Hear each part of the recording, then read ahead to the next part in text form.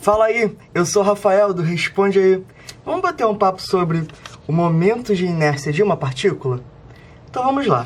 Olha aqui, a gente tem o Bat-Bag, que ele é um brinquedo que foi febre nos anos 90. Ele até voltou à moda tem um tempinho aí, né? E como é que funciona esse Bat-Bag? Basicamente, você tem duas partículas, né?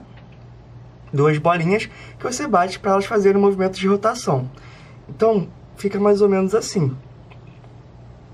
As duas bolinhas do Bat-Bag, quando você bate elas fazem um movimento de rotação, que é representado aqui por esse círculo vermelho, e elas rotacionam ao redor de um eixo, que aqui no caso é o eixo D.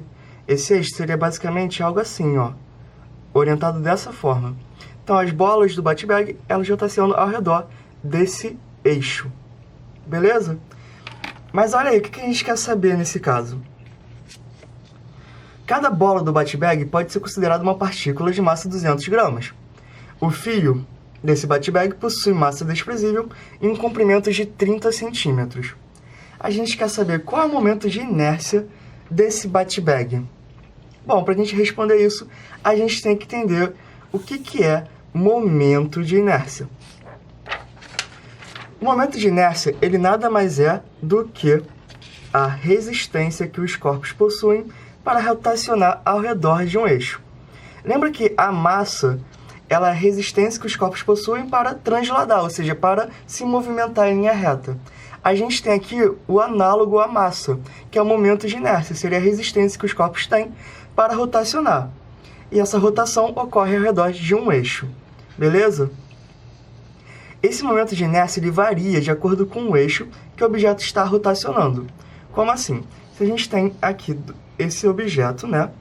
Ele é o mesmo objeto dos dois casos. E no caso A, o eixo de rotação, ele está aqui. Ou seja, o corpo ele rotaciona ao redor desse eixo D. No caso B, o eixo de rotação, ele está aqui. Ou seja, rotaciona ao redor desse eixo daqui, fazendo rotação ao redor daqui, da nossa canetinha aqui, que eu representei.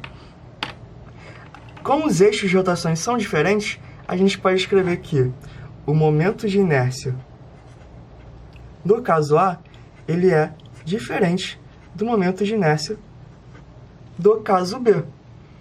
O corpo é o mesmo, a massa é a mesma, mas mudou o eixo de rotação. Isso vai variar o nosso momento de inércia, tá ok? E outra coisa importante para saber sobre o momento de inércia é que ele é dado por quilograma vezes metro quadrado. Ou seja, as unidades que a gente vai medir o nosso momento de inércia no sistema internacional é o quilograma metro quadrado. Beleza? Tá ok, mas vamos entender um pouquinho mais sobre o momento de inércia. A gente tem o caso da bailarina realizando uma pirueta. Quando a bailarina está realizando a pirueta dela, ela está aqui, toda centralizada ali ao redor desse eixo O, que passa pelo centro do corpo dela. E aí ela está realizando a pirueta, está numa velocidade muito alta, né? Fazendo a pirueta dela. Dado instante ela tem que parar, até porque senão ela vai ficar tonta. E o que ela faz para parar a pirueta? Ela abre uma das pernas dela. Ao abrir uma das pernas dela, essa pirueta vai diminuindo a sua velocidade.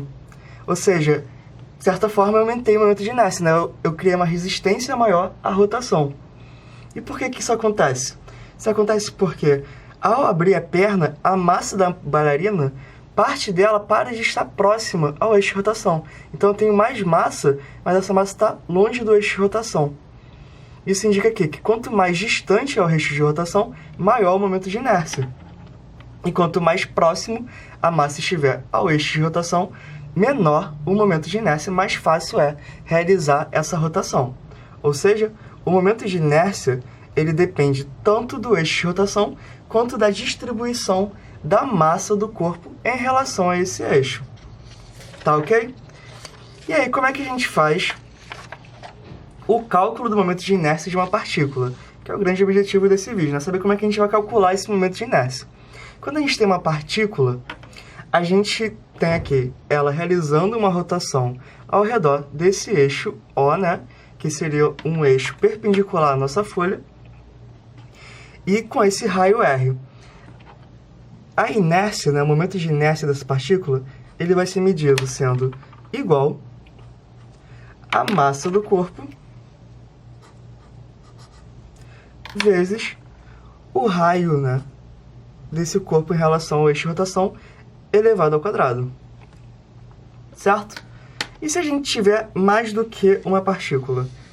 Como é que eu faço para ter a soma dos momentos de inércias? Para encontrar, por exemplo, o momento de inércia dessas duas partículas aqui, desse sisteminha aqui. Bom, a primeira coisa que a gente tem que saber é que só pode ser feito quando elas possuírem o mesmo eixo de rotação. Tá ok? A gente só pode somar momentos de inércias quando esses momentos de inércias forem em relação ao mesmo eixo de rotação. Então, esse momento de inércia aqui total, né? Vou chamar ele de IT, de total. Ele é igual à soma dos momentos de inércia. Então, vai ser igual ao momento de inércia da partícula 1 mais o momento de inércia da partícula 2.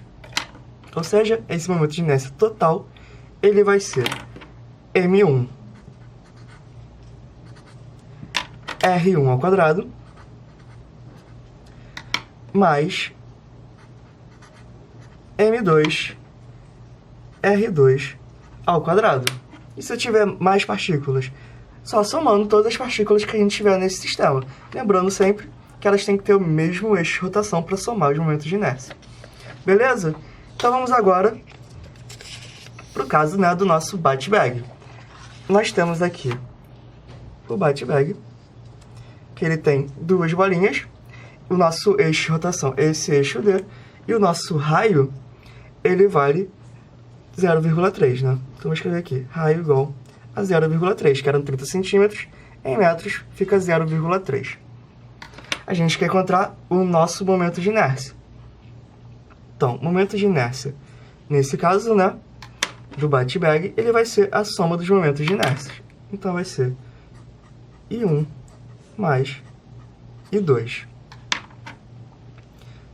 Então, eu vou ter a massa do primeiro vezes o raio ao quadrado mais a massa do segundo vezes o raio ao quadrado. O que acontece? A massa das partículas são a mesma, né? E o raio também é o mesmo. Eu vou fazer, então, que vai ser 2 m r ao quadrado. 2. A massa da partícula, né, da nossa bolinha do bate-bag, vale 200 gramas, também conhecido como 0,2 kg, vezes o raio 0,3 elevado ao quadrado. Finalmente, o momento de inércia do nosso bate-bag vai valer 0,036 kg metros quadrados. Então é isso, para encontrar o momento de inércia de partículas, é só fazer mr ao quadrado, e somando o momento de inércia, a gente consegue encontrar o momento de inércia de um sistema, desde que eles estejam sempre em relação ao mesmo eixo de rotação. E aí, esse vídeo te ajudou? Responde aí!